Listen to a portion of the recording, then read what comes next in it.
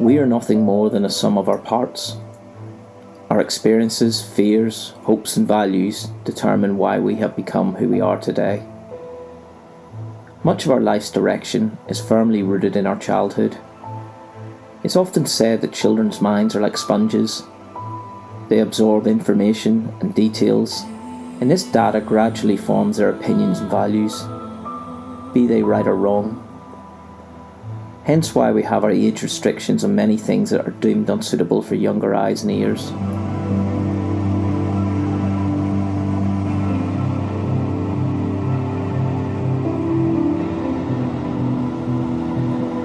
Growing up on the outskirts of Belfast, I, like many Northern Irish children, found ourselves exposed to brutal sectarian violence, mass murder and constant fear.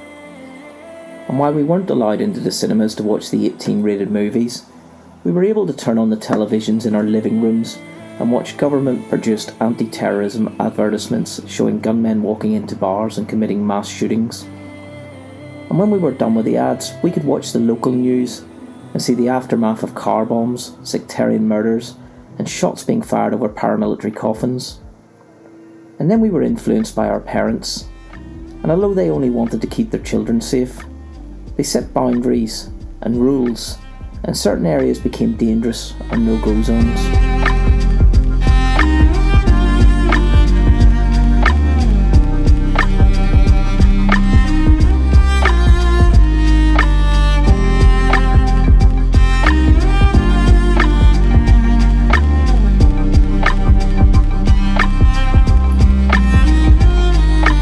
So I've tormented myself with thinking about making this video for several months. Many times I've talked myself out of making it, but the so-called Troubles is like the proverbial elephant in the room when in Northern Ireland. And while I strive to keep this channel a political free zone, it's something that has to be addressed head on. So I've decided to take you on a motorcycle tour of West and North Belfast. During our ride, I'll point out some of the landmarks and areas that were heavily associated with our darkest period. You see, being a former soldier who has served in the province, I would have once been regarded as a legitimate target by certain paramilitaries, who would not have hesitated to kill me whether on or off duty. In actual fact, many of the areas we will ride through today would have been classed as out of bounds to me as a member of the British Army, and I would have been subject to military discipline if I had been found within them.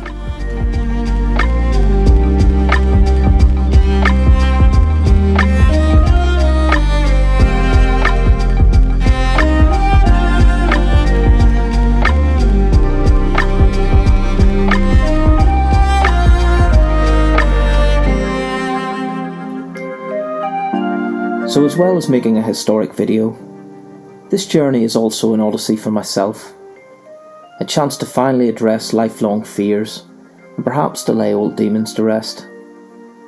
And I want to point out that although I may have concerns and fears about Belfast, you most definitely should not.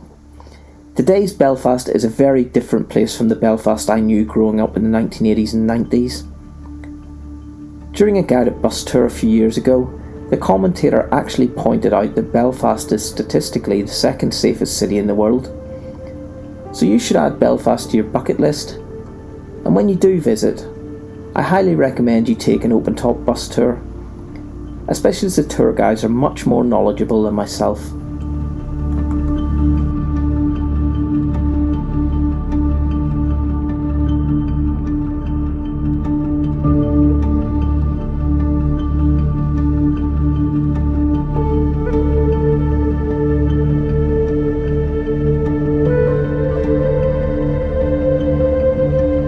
Now, there is no way I'm ever going to be able to fully document the history that led up to the modern day Troubles in Northern Ireland in a short video. I'll leave that up to you to read up on that, and there are plenty of books and documentaries that deal with this. For the time being, it's just simpler for me to explain that there are two main communities in Northern Ireland. On one hand, the Unionist community want Northern Ireland to remain part of the UK. And on the other hand, the nationalist community want Northern Ireland to become part of the Republic of Ireland. You'll also hear the terms loyalist and republican. Loyalists are loyal to the Crown, i.e. the United Kingdom, and Republicans want the United Ireland. And both loyalists and Republicans are usually deemed to be much more hardline and militant within their respective unionist and nationalist communities. The other thing I need to point out is the religious element associated with the Troubles.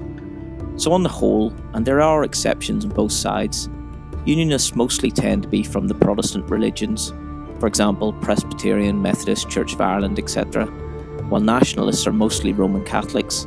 However, and it does need to be stressed, there are plenty of members of both religion who don't subscribe to this rather blunt and coarse division.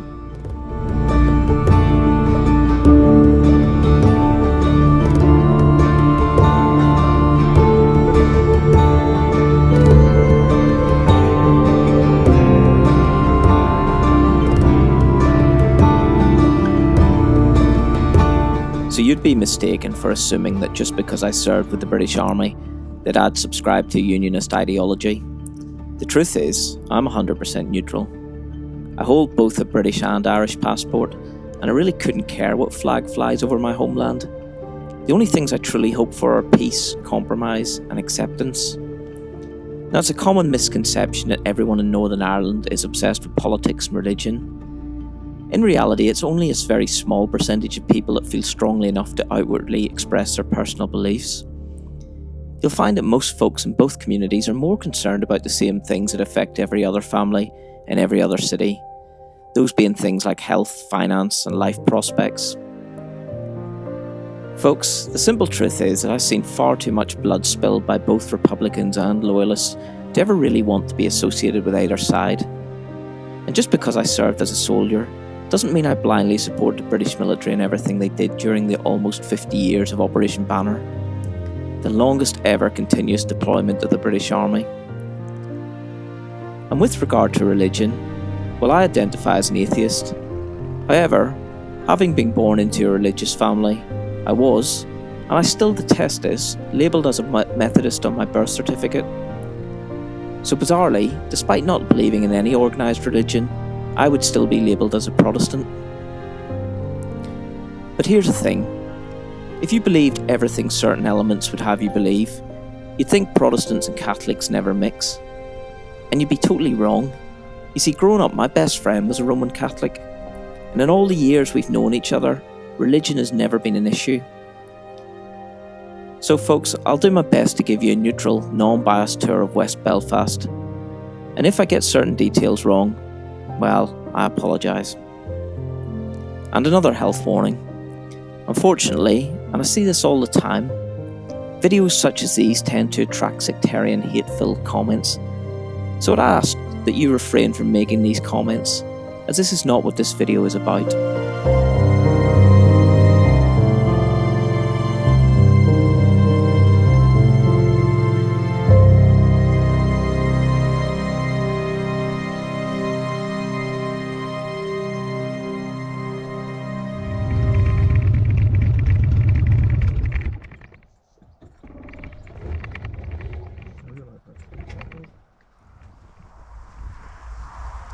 So folks, this memorial is dedicated to 3 young Scottish soldiers who were murdered at this very spot in 1971. John McCaig, Joseph McCaig and Dougal McCauley, 17, 18 and 23 years old. Now the 3 lads were serving with the Royal Highland Fusiliers. They were based in Belfast, and the 3 of them were off duty. They went, as soldiers do, as soon as every chance they get, they went for drinks in the centre of Belfast. No one really knows how they ended up here.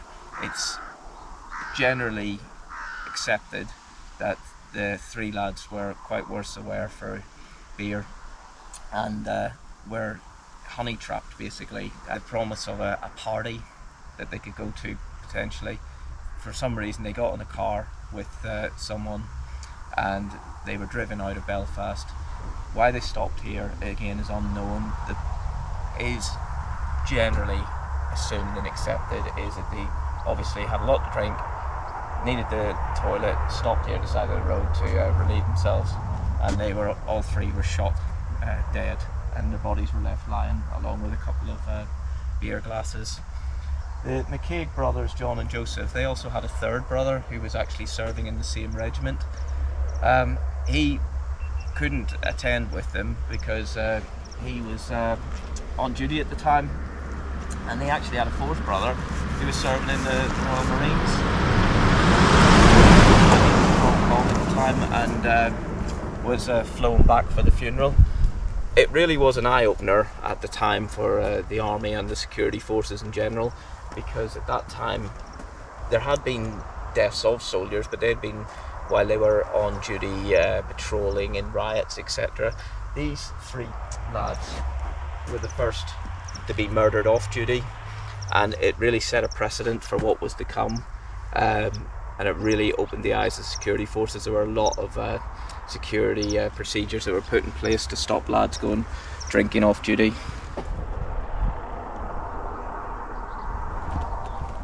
And in a really sad reflection of the times that we live in, this memorial cairn has been vandalised quite a few times over the years. Yeah, it's sad.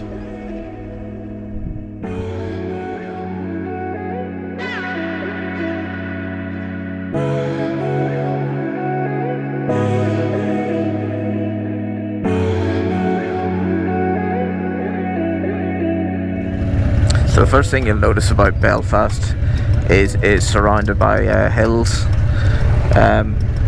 particularly West and North Belfast. So we're currently heading down Ballysillan hill into West Belfast. The other thing you'll notice about Belfast as well is actually a lot smaller than what you think.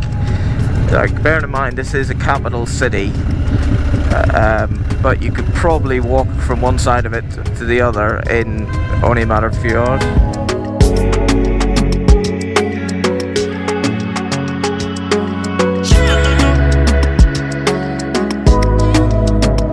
So as we ride through, you're going to see a large number of flags. You're going to see the Northern Ireland flag, which is a red cross with a red hand in the centre. You also see quite a few Union flags, so the red, white and blue, and then you're also going to come across quite a few Irish tricolours, so the green, white and gold flags. You might wonder, if you're not familiar with these parts, what's going on, but it just denotes which community, area, etc. you're in. Please, Rain, stop. Because the problem is, I can't see my phone.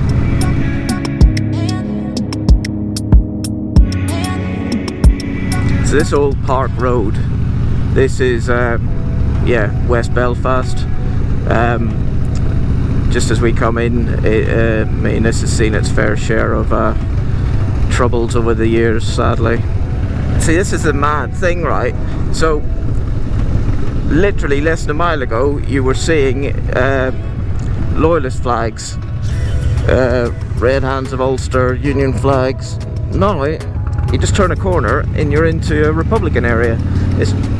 Right, this is a very, very famous area. I didn't actually realise we were coming up to it. There's a really, really poignant photo of a bomb disposal officer preparing to walk down towards the car bomb with that sign, "Prepare to meet thy God," just to his left.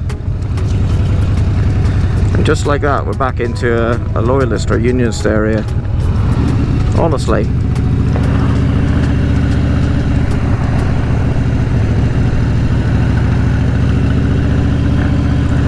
So this is the Crumlin Road, and this area is famous. Just to the right there, that is the Crumlin Road Courthouse, and just up ahead to the left, well actually just there to the left, is the Crumlin Road Jail. I've done a tour of the jail. It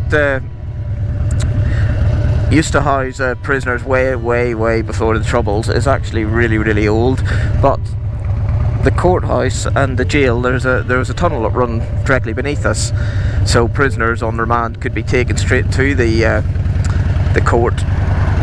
But with the troubles, etc., the road had to be strengthened to stop anyone putting explosives down to blow it up and an escape. Like, you imagine if you had been the planned escapee and the tunnel came collapsing down in your head, but never mind.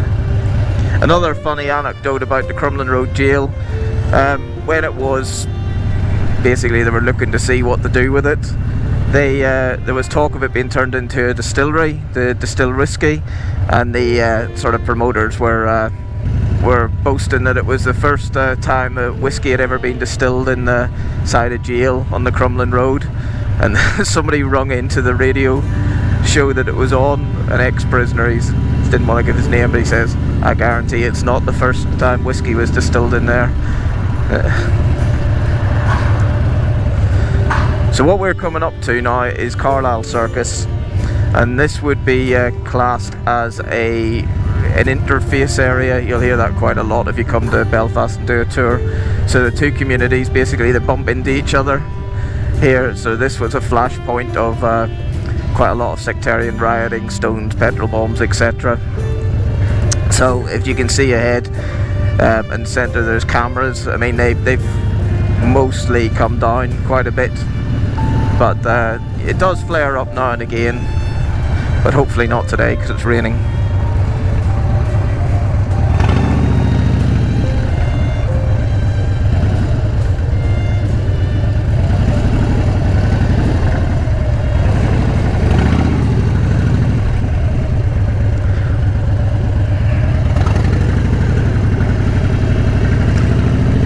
We're now into the lower Shankill.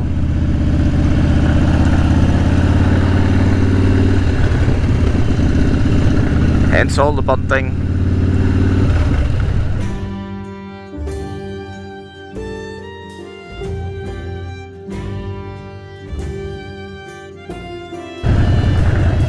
Tights out, housebreakers out, happy 70th birthday.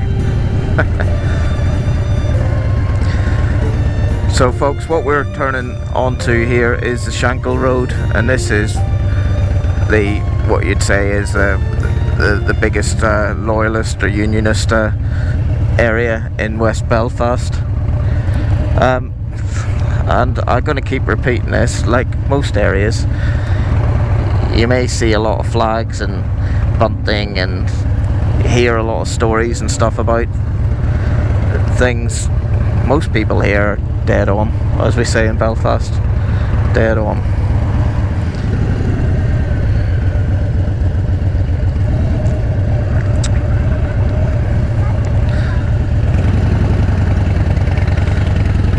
Hopefully this rain's gonna stop here. So my mum is originally from the very, very top of the Shankill Road in the area up there.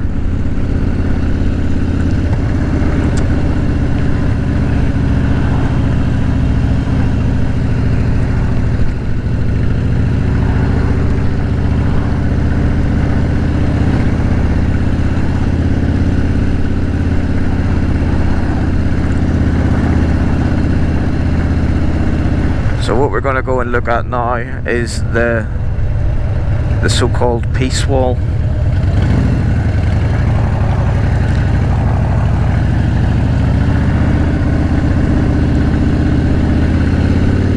Folks, if you are wanting to do a visit to Belfast or Northern Ireland, firstly I thoroughly recommend you do it. But also, if you do come to Belfast, do an open top bus tour.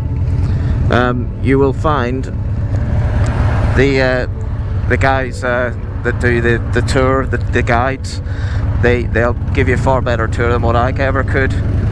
And the one that I did a few years ago, it's a hop on, hop off, so you can take in the Titanic Museum, Stormont, Parliament, Estate, all that as well if you you know, want to do it. So coming up, what you'll see just ahead, he's going left, perfect, good man, is what's known as a peace wall. The whole thing is a complete nonsense, to be honest, but it's what was put up to keep the two communities apart. And there's been many famous people that have signed it. I think Bill Clinton signed it.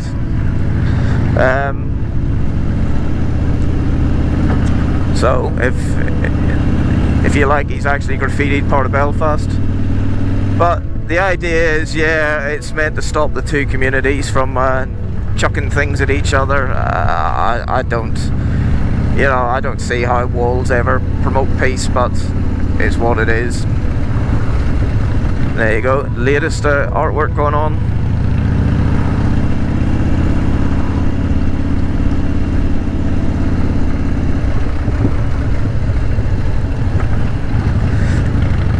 The thing that you'll notice now about Belfast is there's not as many murals as there used to be.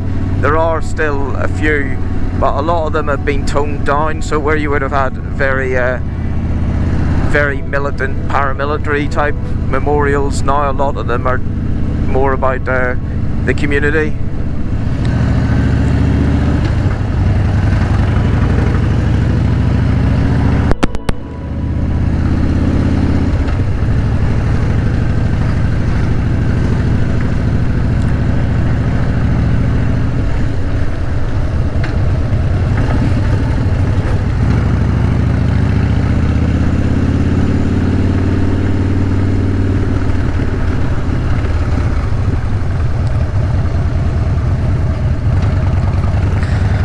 These guys are wasted, aren't they?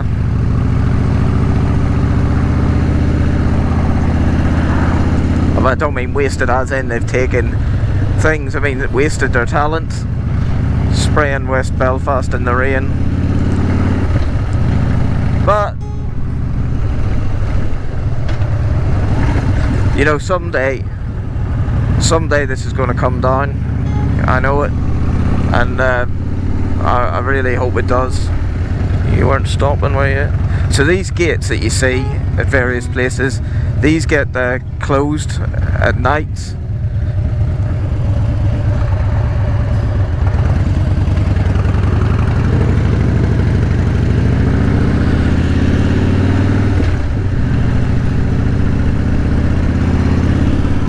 So now you're going to start seeing Irish Republican flags. So this mural, actually, as we're coming up to, this is Bobby Sands, one of the hunger strikers.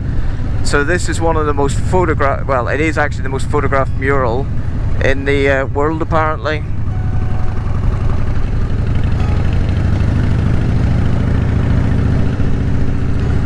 So Bobby Sands, if you don't know, was one of the IRA hunger strikers. He was a prisoner in the Maze prison, and I think it was in 1981. He was the leader of the hunger strikers. They wanted prison reform. They wanted basically to be treated as POWs instead of normal criminals. And when the British government refused to allow that, they decided to go on hunger strike, and there was quite a few died. I think it was 12, correct me if I'm wrong. But Bobby Sands, just before he died, he got himself elected as an MP. I'm not sure where it was. It wasn't in Belfast, Tyrone possibly. The candidate died, so he stood for it and was elected. What you're also going to see if you come up the Falls Road is the hospital, the Royal Victoria Hospital. So I was born just behind that in the Jubilee Hospital, which is it's called the Jubilee Hospital because it opened in 1977, the year I was born. It was a brand new maternity unit. I don't think I've ever been this far up the Falls Road, if I'm perfectly honest. I've only ever come here to the hospital.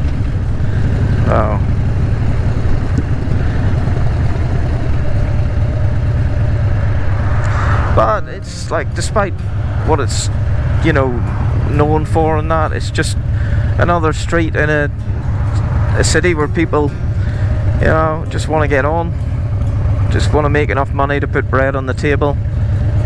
have a few pints at the weekends. And if you can leave politics behind, you know, then it'd be like any other inner city in anywhere in the world. So also what you see is a lot of signs, shop signs that are written in Gaelic, the national language of Ireland. Heavy rain stopped. We're now into what I call Belfast rain, just enough to remind you that it is raining. So what you're also quite prominent at the minute are Palestinian flags. I haven't seen any Israeli flags, but sometimes in the more loyalist areas you tend to see them as well. Now, the first rule of flying flags in non-Ireland is there's no point doing it unless you're going to wind somebody up.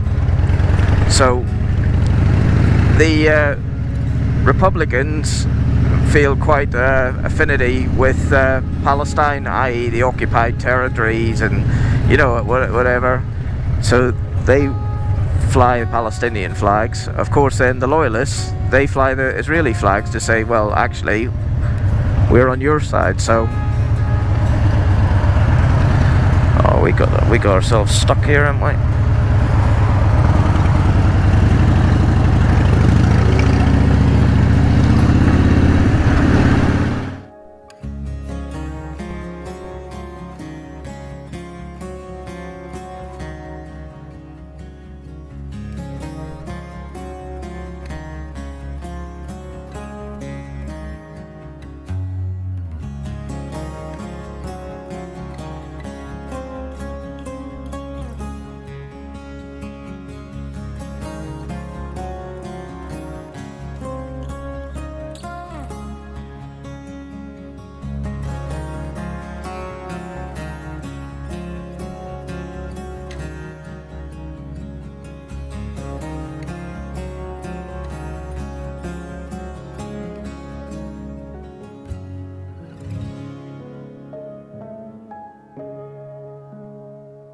So my helmet mic might have died, but the tour continues.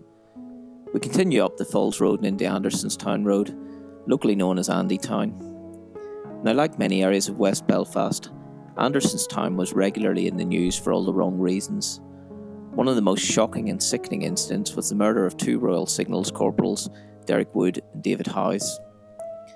The murders occurred during an especially violent period in the Northern Ireland Troubles. This brutal period began on the 6th of March 1988 when SAS soldiers shot and killed 3 provisional IRA terrorists as they were conducting reconnaissance in Gibraltar in preparation for a terror attack on British troops. Now, during the funeral of the IRA members, Michael Stone, a fanatical member of the Ulster Freedom Fighters, mounted a lone pistol and grenade attack on the mourners in Milltown Cemetery. He murdered 3 people, including an IRA member, Kevin Brady. Later on the 19th of March 1988, Kevin Brady's funeral cortege was making its way along the Andersonstown Road towards Milltown Cemetery when an unmarked Volkswagen Passat drove into the mourners. Now, there weren't any security forces present, as it had been agreed they would keep clear of IRA funerals provided there were no shots fired over the coffins. The corporals in the car, realising they were in serious trouble, attempted to reverse away but were blocked in and were immediately surrounded by an angry mob. The car was attacked and Corporal Wood drew his pistol and fired a shot in the air. The crowd retreated. Then, when it became apparent the corporals were not going to open fire at them, they surrounded the car and dragged the soldiers out. They were taken to nearby Casement Park sports ground. Here they suffered horrific assaults. They were stripped and taken to waste ground where they were shot dead. A photographer managed to capture a particularly harrowing shot of Father Alec Reid giving the last rites to a badly beaten Corporal Howes. Now, we will never know what the corporals were doing in Andytown. They certainly weren't there in any official capacity, and the accepted explanation is that Derek Wood, who had been in the province for a while, was giving an unofficial tour of the trouble spots to his mate David Howes. Whatever the reason, it really was a horrific, sickening incident, just one of many in a long, long civil war.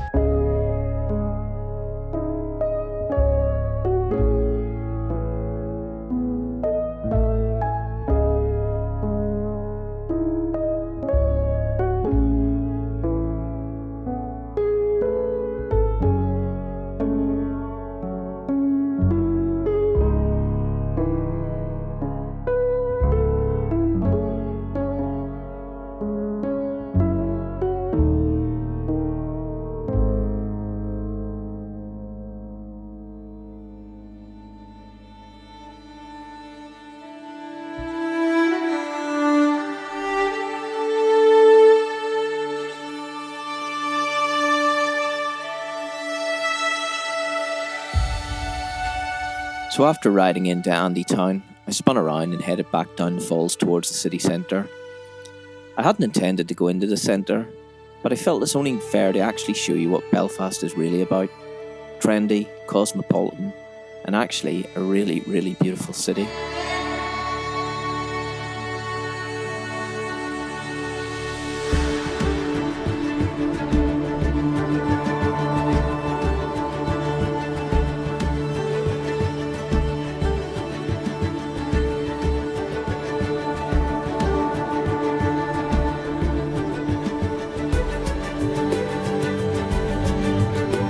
So as we pass the Europa Hotel, it's worth mentioning that until the outbreak of the civil war in the former Yugoslavia, the Europa Hotel held the unenviable title of being Europe's most bombed hotel, having suffered some 36 attacks during the Troubles. And if you're into your Sons of Anarchy, you may also recognise the Europa as a hotel where Jack's son Abel's unofficial adoptive parents were murdered. And almost opposite the Europa is the Crown, or to give it its full name, the Crown Liquor Saloon, which dates from the 1800s and has remained largely unchanged since.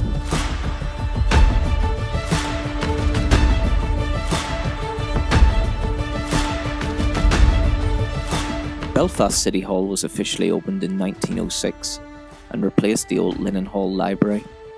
The change came about after Queen Victoria granted Belfast City status in 1888 in recognition for its advances in industry, in particular linen and shipbuilding. And did you know the City Hall in Durban, South Africa, which was opened in 1910, is almost an exact replica of Belfast City Hall, the designer having been inspired by the Belfast building.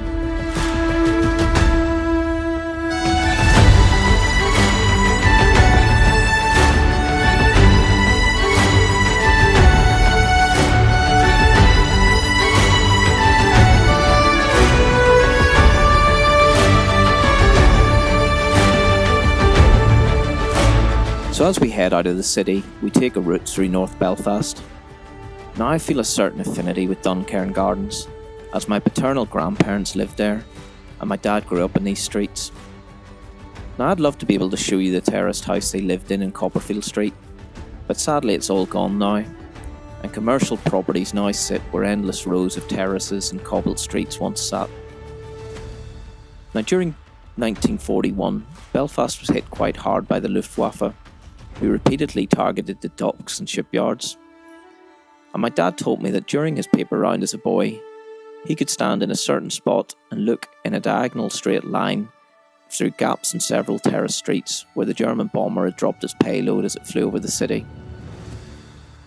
Duncairn Gardens is another one of those notorious interface areas where the predominantly Republican New Lodge meets the loyalist Tigers Bay area. My grandparents' house was a frequent brew stop for soldiers. My dad often spoke about coming home to find a living room full of soldiers with blackened faces, sipping tea from my granny's best china. On another occasion, a patrol of Royal Marines stopped for tea and to allow a badly shaken teenage Marine to compose himself.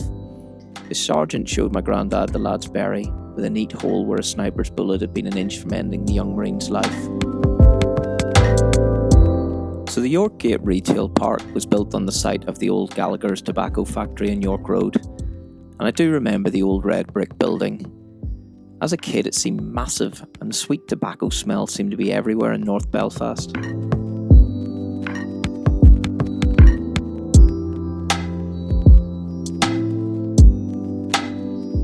Now my dad has fond memories of Tigers Bay. Despite being a tough working class area, people were neighbourly and kind to each other. My dad had a paper round in the area and he remembers every front door being left open. And at Christmas folks, despite having very little, always give him a tip as a thank you for delivering their Belfast telegraphs. Or as they're simply known in Belfast, the telly.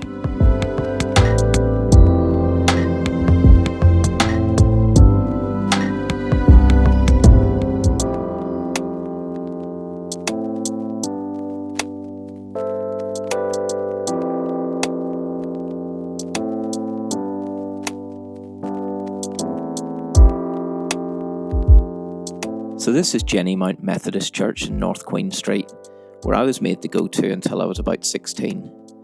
It really was the archetypal old-fashioned Methodist church, all dark wood and terrifying organ pipes that reached the ceiling, and an angry reverend screaming hellfire and brimstone from a pulpit. And the real sad thing for me was the hypocrisy of it all. Poor people, in one of the most deprived areas of the city, willingly handing over vast amounts of cash every week into the collection plate. So the church that actually stands here isn't the original church I used to go to. Since I can remember, they had 2 collections, the normal one, then also a building fund for church renovations. Years after I'd left the province, the work was finally done. Then a few months later, the church burnt down. Make of that what you will.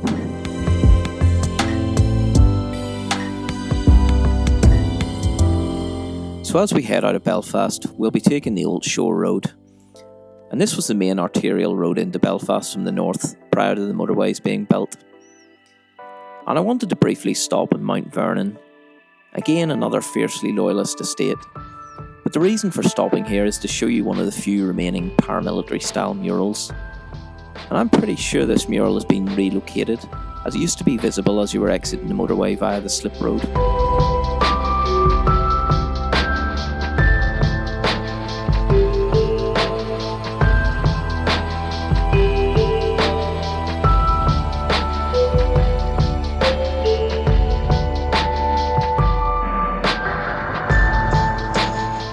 Right on the outskirts of North Belfast is the large estate of Rathcoole. Now this is one of several estates built in the 1950s and 60s to house folks whose older inner city terraced houses were slowly being demolished. Now initially it was a mixed estate. However, as the Troubles began in earnest, sectarian intimidation, in what was in actual fact ethnic cleansing, meant most of the Catholic families were forced to move out and into nationalist estates. Now at one time I had 3 sets of aunts and uncles that lived in Rathcoole, so I was a frequent visitor to the estate. And as I've said so often during this tour, it's only a small percentage of people who ruin it for the many with their sectarian hatred. The folks I knew in Rathcoole were like most of the other Belfast residents, welcoming, hospitable and friendly. And it's often said, and it's particularly true in Northern Ireland, that your political outlook and life direction is largely dependent on where you grew up.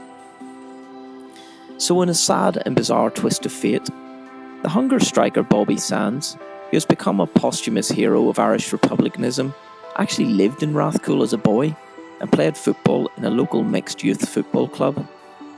And here's where the story gets even more ridiculous. It has been rumoured that Michael Stone, the loyalist gunman who attacked mourners in Milltown Cemetery, may have even played football alongside Sands.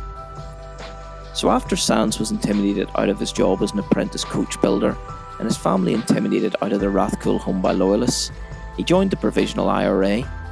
So in a bizarre twist of fate, loyalists actually may have helped create the poster boy of Irish republicanism. You couldn't make it up.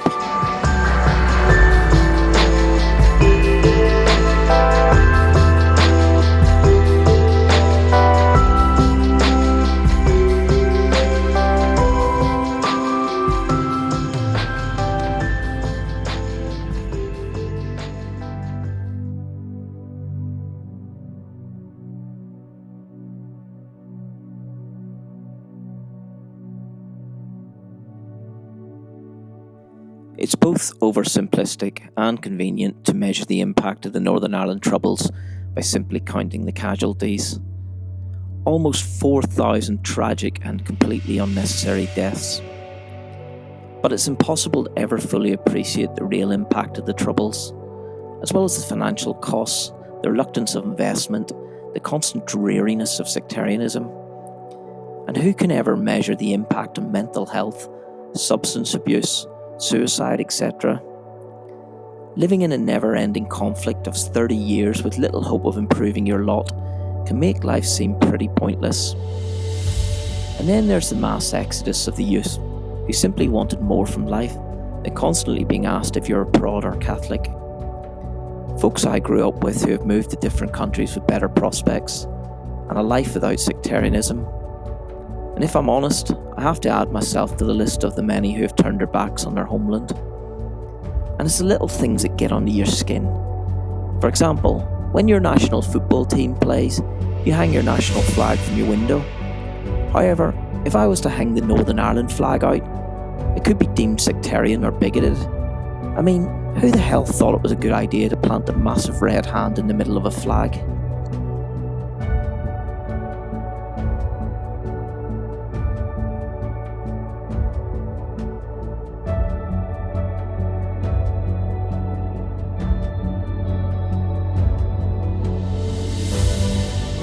So what's the answer?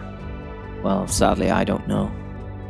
I suppose the old romantic in me would love to see the day where both communities came together and celebrated their different cultures. But will we ever see the nationalist community stand with their unionist neighbours to cheer on the bands on the 12th of July? And when will we see a Shankill Road Gaelic football team? It's doubtful that either will happen in my lifetime. But there is hope.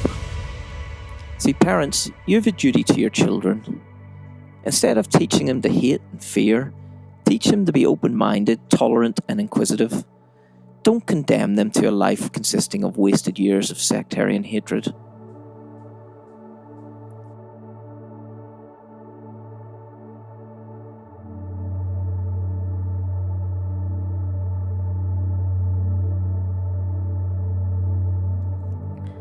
I love my country.